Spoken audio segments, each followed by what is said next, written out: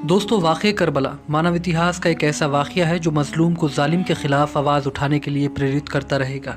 محرم کا مہینہ اسلامی کیلنڈر کا پہلا مہینہ ہے۔ عام طور پر لوگ نئے سال کی خوشیاں مناتے ہیں، لیکن یہ مہینہ اتہاس کے ایک ایسے سچے قصے کو اپنے اندر سمیٹے ہوئے ہے جس کو یاد کر کے آج بھی لوگ اپنی آنکھوں کے آنسوؤں کو نہیں روک پاتے۔ کیا آپ کو پتا ہے آج سے تقریباً 1400 سال پہلے اسلامک دنیا میں ایسا کیا ہوا تھا جس کی وجہ سے دنیا کے کروڑوں لوگ آج بھی غم زدہ نظر آتے ہیں؟ یہ مہینہ اسلام کے اتہاس کا وہ مہینہ ہے جس نے اس مذہب کو شروع ہوتے ہی ختم ہونے سے بچا لیا، جس نے اسلام کے انسانیت والے اینگل کو دنیا کے سامنے لا کر رکھ دیا۔ آج ہم آپ کو اسلامی اتہاس کے اس چیپٹر سے روبرو کرانے والے ہیں جس کو ہم کربلا کے نام سے جانتے ہیں۔ کربلا کے واقعے کا اصل بیک گراؤنڈ کیا ہے، آئیے آپ کو ڈیٹیل میں سمجھاتے ہیں۔ دوستو، کسی بھی کہانی کے انت کو سمجھنے سے پہلے یہ پتہ ہونا بے حد ضروری ہوتا ہے کہ اصل میں اس کہانی کی شروعات کہاں سے ہوئی تھی۔ اسلام کی کہانی کربلا تک کیسے پہنچی، اس کی بھی ایک لمبی داستان ہے۔ فی الحال ان شارٹ اتنا سمجھ لیجئے کہ جب اللہ کے آخری پیغمبر حضرت محمد مصطفیٰ صلی اللہ علیہ وسلم نے اسلام دھرم کی شروعات کی تو عرب کے لوگوں کو دھیرے دھیرے اللہ کے نبی کا پیغام پسند آیا اور اسلام دھرم کے ماننے والوں کی تعداد بڑی تیزی کے ساتھ بڑھنے لگی۔ صرف اتنا ہی نہیں، دیکھتے ہی دیکھتے اسلام دھرم پورے عرب جگت میں پھیل گیا۔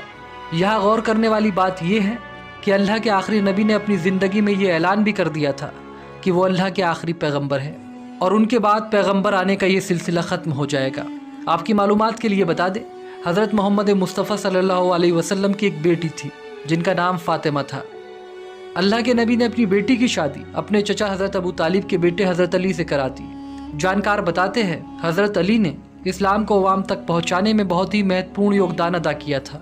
یہی وجہ تھی کہ زیادہ تر لوگ یہ چاہتے تھے کہ پیغمبر صاحب کے بعد اسلام کی سرپرستی حضرت علی کو ملے۔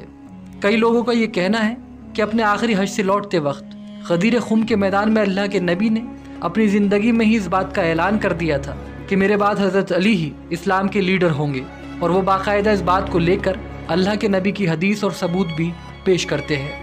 خیر، جو کچھ بھی ہو، جب 8 جون سن 632 عیسوی کو اللہ کے نبی کی وفات ہوئی تو کچھ لوگ ستا کے لالچی ہو گئے۔ یہاں آپ کو بتاتے چلے کہ اصل میں کچھ لوگ اسلام دھرم میں ایسے بھی شامل ہو گئے تھے جو پہلے تو اسلام کے دشمن تھے، لیکن جب اسلام کی بڑھتی طاقت کے سامنے ان کی ایک نہ چلی تو انہوں نے بھی اسلام دھرم کو قبول کر لیا۔ جانکار بتاتے ہیں ان کا مقصد صرف اور صرف اسلام کی بڑھتی طاقت کا استعمال کرنا تھا۔ اسلام کے انہی لوگوں نے حضرت علی کو نبی کا وارث ماننے سے انکار کر دیا اور خود ستا کی کرسی پر جا کر بیٹھ گئے۔ انہی لوگوں میں سے ایک شخص یزید کا باپ معاویہ بھی تھا۔